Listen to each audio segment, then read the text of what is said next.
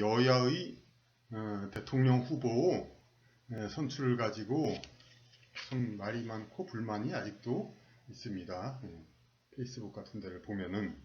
그런데 이러한 결과를 나오게 된 배경에는 그간 우리 사회의 각계각층의 아직 해소되지 않은 욕구, 이런 것들이 남아있다고 봐야 하겠습니다. 지나고 보면은 이제 서로 이제 진영별로는 뭐 이렇게 서로 헐뜯고 그러지만은 진영과 상관없이 역대 대통령은 각각이 우리 사회를 대표하는 이런 계층 중에서 그 어느 계층이 어느 뭐 계층이라기보다는 각 계죠. 어느 분야 그런 쪽이 교대로 집권을 했다고 그렇게 해도 됩니다. 건국시대 그때는 이제 그러니까 우국지사 지식인들이 했다고 봐야 되고, 그 다음에 박정희, 전두환, 유태우 때까지는 군인들, 군 출신들이 그 직능 분야를 했었고, 그 다음에 양김씨는 여기 직업 정치인, 그런 전형적인 직업 정치인들이 이제 그 양쪽 진영, 영남과 호남을 번갈아 그렇게 해서 했고, 그 다음에 노무현 대통령 보면 어떤 상징성을 갖느냐, 좀 이제 전형적인 하층 계급, 그리고 이제 대학을 나오지 않은 이제 일반 민중, 그런 상징성이 크죠. 그리고 스스로의 행위도 이제 그 국어 기본법이니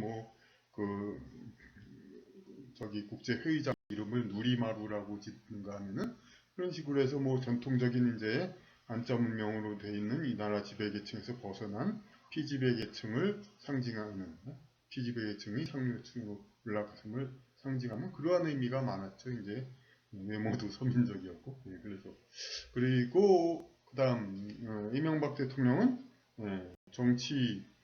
직업 정치인이나라든지 직업 군인 이런 사람이 말고 그야말로 기업인, 직업 장사하는 사람, 그런 사람이었고, 그 박근혜 대통령은 여성이라는 또 상징성도 크지만은 우리는 여태까지 숨겨 있었지만은 최초의 어떤 이과 계열 그런 쪽 대통령이었다는 그런 또 의미도 있습니다.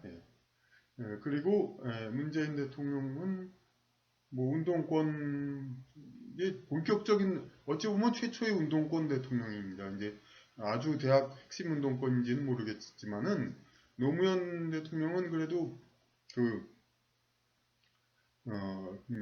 선고를 나오고 대학을 다니지 않고 그냥 일반적인 변호사 생활, 성공해가지고 돈 잘 버는 변호사 생활 하다가 이른바 인권 변호사를 하면서 이렇게 늦게서 이제 운동권 그런 쪽에 친화적으로 되었지만은 문재인 대통령은 대학을 나온 사람이죠. 이제 노무현 대통령과 비슷한 시기에는 김근태 씨라든지 그런 사람들이 있었지만은 안타깝게도 운동권 입장에서는 안타깝게도 이제 대통령급으로 올라서지 못했고, 문재인 대통령이어서 정규 대학을 나온, 그렇게 해서 운동권을 활동을 했던 대학에서 그런 이제 출신의 대통령이죠.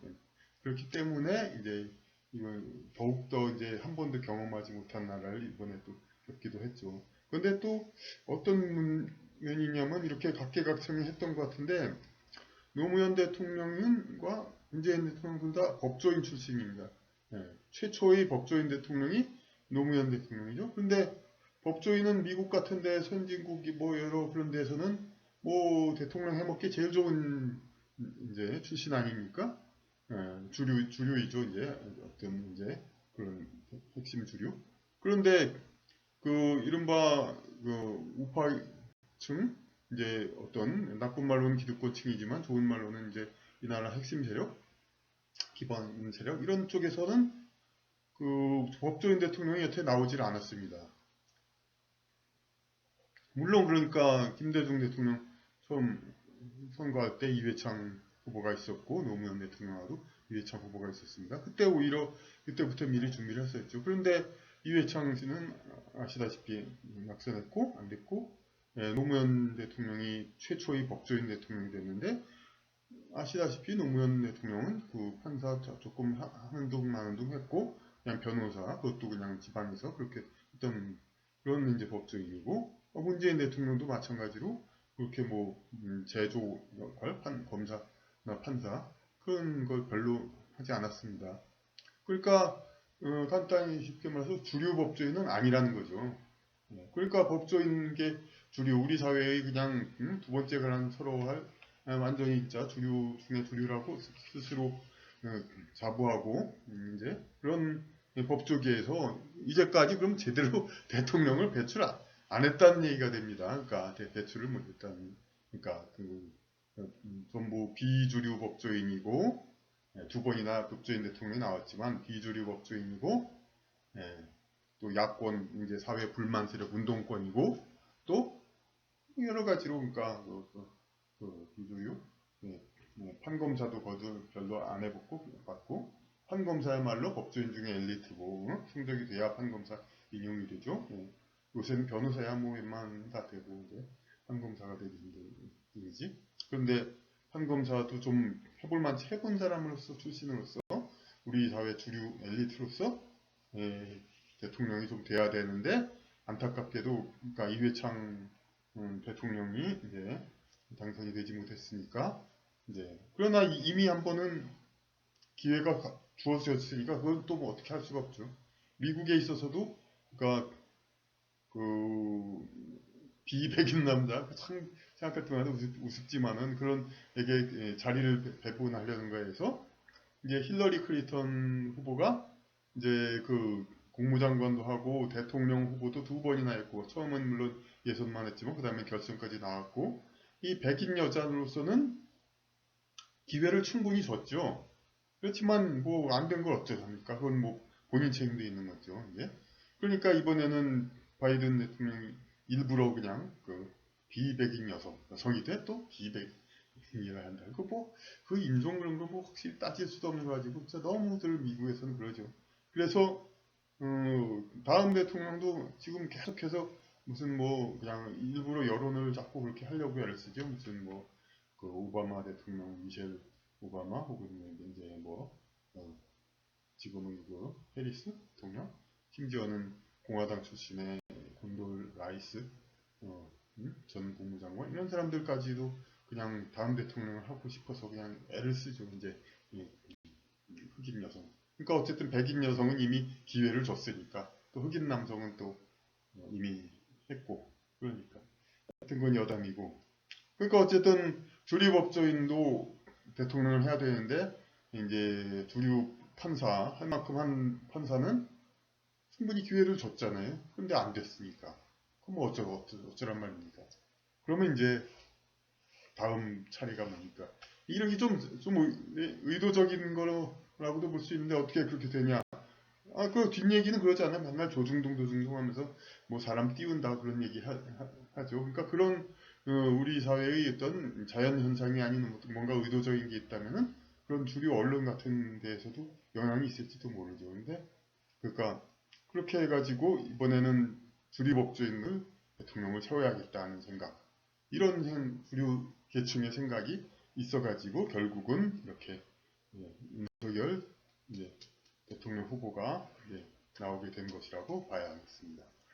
홍준표 후보도 물론 검사 출신, 뭐 아주 뭐 노무현 문재인 대통령처럼 조금만 한 게 또 아니라 웬만치 했죠. 검사로서 이름도 냈고 하지만 그보다는 더욱더 해볼 만큼 해봤고 이회창 후보가 대법원까지도 했다가 대통령 선거했는데 아깝게 안 됐듯이 안 됐지만은 이번에 검사도 아예 검찰총장 출신 완전히 다른 이쪽이 시대의 산물 사실 그렇죠. 대통령 하면은 뭐 하는 거 자체는 어려운 거 아니라고도 어찌 보면 얘기할 수가 있죠.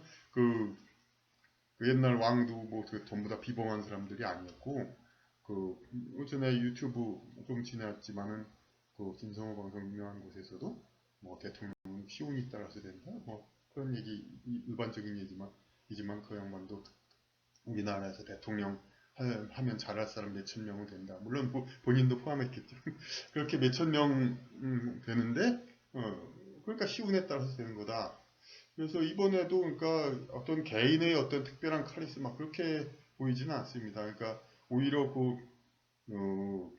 조연 주연 같은 조연 저기 김종인, 이준석 두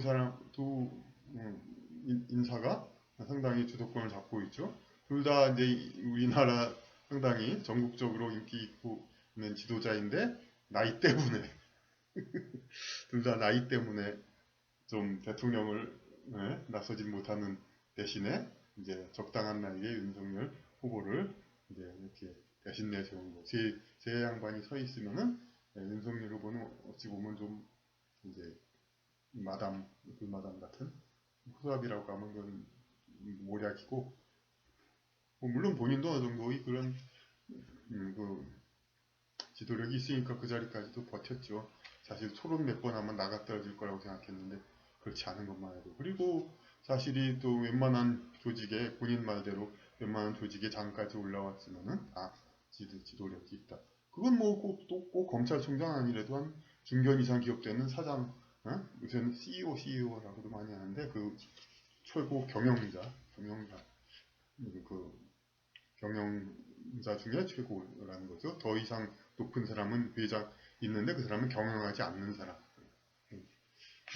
그런 최고 경영자만 했어도 대통령은 다 할 수 있을지도 모릅니다. 트럼프도 그랬겠죠. 그건 물론 좀 큰 기업이지만. 이렇게 너무 또 중동객이라는 말을 해놓고서는 또 너무 이쪽 얘기를 했는데 그게 아니라 이재명 후보는 그럼 무슨 의미를 가졌나? 두 가지 의미가 있습니다. 이제 지금 상반된. 그러니까 그 이재명 후보는 어떤 캐릭터를 가졌는가 이거를 나타내야 됩니다. 이제 그러니까 오히려 그러니까 이 영상에서 두 가지 면이 있는데 그럼 윤석열은 그럼 시대의 흐름에 따른 어떤 대표성 돌아가면서 해먹는 그 대표성이 있는데 이재명은 그럼 없단 얘기인가 이런 반론이 돼서 윤석열 쪽을 얘기한 것 같지만 오히려 반대로 이재명 쪽에 이제 조언이 될 수가 있습니다. 이재명 후보가 어떤 뭐 능력이라든지 카리스마 어떤 그런 뭐 여러 가지 주변의 여러 약점을 제외하고는 그런 면에서는 더 그렇게 인정이 될 수도 있습니다. 그런데 시대 정신이 과연 무엇인가 이거를 찾아야 됩니다. 이재명 후보는. 그럼 뭡니까? 가난하고 아주 힘든 삶에서 이겨나가가지고 성공해가지고 이렇게 자리에 올라선 거. 그건 이명박 대통령이 이미 한 차례 했습니다. 그럼 무언가 좀 상당히 겹칩니다. 그렇다고 운동권인가? 운동권 전형적인 운동권 아니죠. 오히려 그 인권 변호사라는 얘기가 좀 모호하고 사칭한 거다, 잘못이다. 그런 문제가 있다고 얘기하지 않습니까?